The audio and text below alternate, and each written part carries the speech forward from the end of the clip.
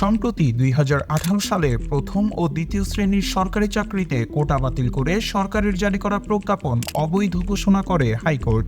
এরই প্রেক্ষিতে সরকারি চাকরিতে কোটা ব্যবস্থা বাতিল করে কোটা পদ্ধতি যৌক্তিকভাবে সংস্কারের দাবিতে শিক্ষার্থীরা সারা দেশে আন্দোলন করছে।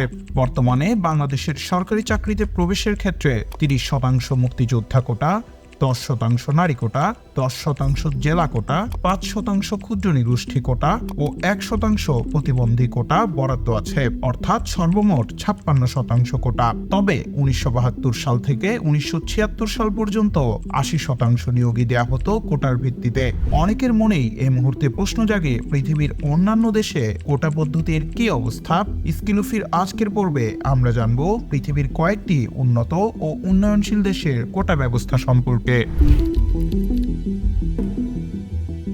বাংলাদেশের পার্শ্ববর্তী দেশ ভারতে রয়েছে উপজাতি কোটা, অনগ্রসর কোটা, বিভিন্ন জাত ভিত্তিক কোটা ও রাজ্য কোটা। এই ৪ ধরনের গোষ্ঠীর জন্য ৪৯.৫% কোটা বরাদ্দ থাকলেও রয়েছে এক অসাধারণ কাঠামো ভিত্তিক বন্টন ব্যবস্থা।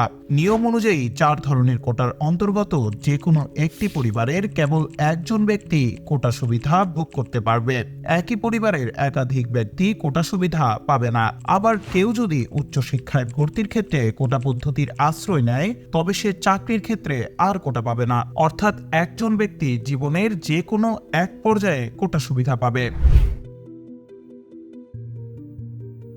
পাকিস্তানের কোটা পদ্ধতি নির্ধারণ করা হয় সেখানকার বিভিন্ন অঞ্চলের মধ্যে বসবাসরত জনসংখ্যার অনুপাতে।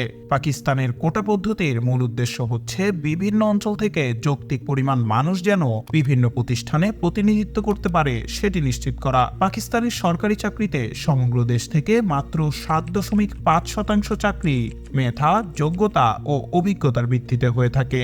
বাকি ৯২.৫% চাকরি জনসংখ্যার অনুপাতে বিভিন্ন অঞ্চলের জন্য সংরক্ষিত।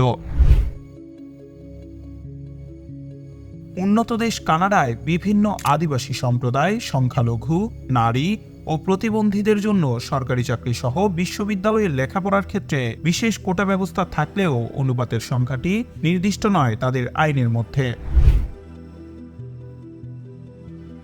মার্কিন যুক্তরাষ্ট্রে শতকরা মাত্র ৮% চাকরি প্রতিবন্ধীদের জন্য সংরক্ষিত থাকে। তবে চাকরি, শিক্ষা বা অন্য কোনো প্রতিযোগিতামূলক ক্ষেত্রে যে কোনো ধরনের বর্ণ বৈষম্য একটি শাস্তিযোগ্য ফৌজদারি অপরাধ। এছাড়া অন্য কোনো কোটা মার্কিন যুক্তরাষ্ট্রে দেয়া হয় না। নেপালের সরকারি চাকরিতে ২ ধরনের কোটা আছে, একটি সাধারণ কোটা এবং অন্যটি সরকারি কোটা। ৪৫% সংরক্ষিত কোটার মধ্যে নারী, উপজাতি, দলিত সম্প্রদায়, প্রতিবন্ধী এবং পিছিয়ে পড়া জনগোষ্ঠীকে রাখা হয়েছে। এই ব্যবস্থা নেপালের আইনসভা কর্তৃক স্বীকৃত।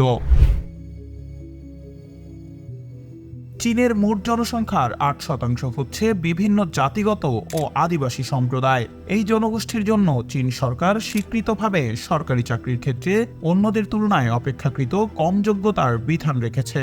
চীনের নারীদের জন্য একসময় ২০% কোটা ছিল, তবে গত শতাব্দীর ৯০-এর দশকে এই কোটা প্রত্যাহার করে নেওয়া হয়। প্রতিবন্ধী ব্যক্তিদের জন্য দেশটিতে এখনও ১.৫% চাকরি সংরক্ষণ করা হয়। এছাড়া দেশটিতে আর কোনো ধরনের কোটা নেই। বাংলাদেশের সব গ্রেডে সব ধরনের অযৌক্তিক ও বৈষম্যমূলক কোটা বাতিল করে সংবিধানে উল্লিখিত অনগ্রসর গোষ্ঠীর জন্য কোটাকে ন্যূনতম পর্যায়ে এনে সংসদে আইন পাশ করে কোটা পদ্ধতিকে সংশোধন করা প্রয়োজন বলে মনে করেন বিশেষজ্ঞরা। দেশ বিদেশের আলোচিত সব কন্টেন্ট পেতে নিয়মিত স্কিলুফির সাথেই থাকুন। আর অবশ্যই সবার আগে আমাদের সব ভিডিও দেখতে স্কিলুফি চ্যানেলটি এখনই সাবস্ক্রাইব করুন।